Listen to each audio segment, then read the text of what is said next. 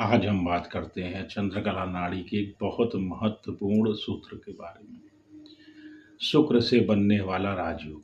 चंद्रकला नाड़ी में शुक्र ग्रह से राजयोग कैसे बनता है, आज इसको सीखेंगे।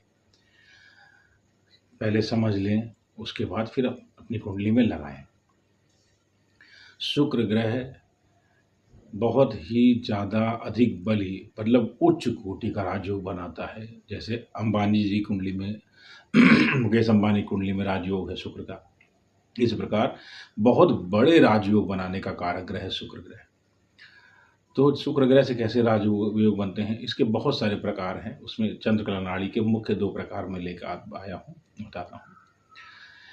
यदि शुक्र ग्रह चर लग्न में, चर लग्न मतलब मेष लग्न, कर्क लग्न, तुला लग्न और मकर लग्न, इन चारों लग्न में शुक्र ग्रह वृष राशि और कुंभ नवमांश में बैठा हो, वृष राशि में हो और कुंभ नवमांश में बैठा हो, नवमांश कुंडली में, तो यह उच्च कोटि का शुक्र द्वारा राजयोग बनता है। ऐसा जातक 27 वर्ष के बाद जीवन में समस्त प्रकार की सफलता प्राप्त करता है और अरबों खरबों करोड़ों रुपए कमाता है और जीवन में विश्व स्तर का नाम रोशन करता है।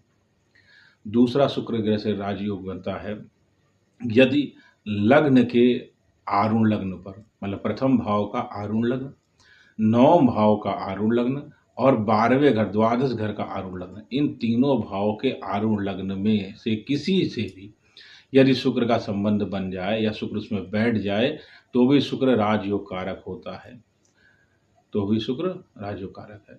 तो शुक्र पहले भाव, 9 भाव और 12वें भाव, तीनों में से किसी के आरूढ़ लग्न पे आके बैठे तो राजयोग कारक होता है। ऐसा जातक जीवन में अनंत मतलब अनलिमिटेड पैसा कमाता है। इतना पैसा कमाता है कि कई बार उसको भी नहीं पता होता कि उसके पास कितना पैसा, कितना प्रॉपर्टी, कितना बैंक बैलेंस उसके पास है।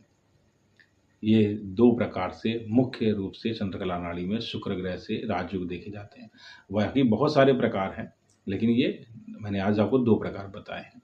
इस प्रकार चंद्रकला नाड़ी के सूत्र सीखते जाएं, अपनी कुंडली पर लगाते जाएं, कॉपी में लिखते जाएं, नोट करते जाएं। धीरे धीरे करके आपके पूरे चंद्रकला नाड़ी के सूत्रों की किताब बन जाएगी। तो इस लगातार सीखने के लिए मुझे लाइक करें, शेयर करें और सब्सक्राइब करें। और जो मित्र आपके सीखना चाहते हैं उनको भी शेयर करें, उनको भी बताएं कि सीखें और सुनें। ठीक है, तो मिलता हूँ अगले वीडियो में आपको साथ नए सूत्र लेकर के। धन्यवाद।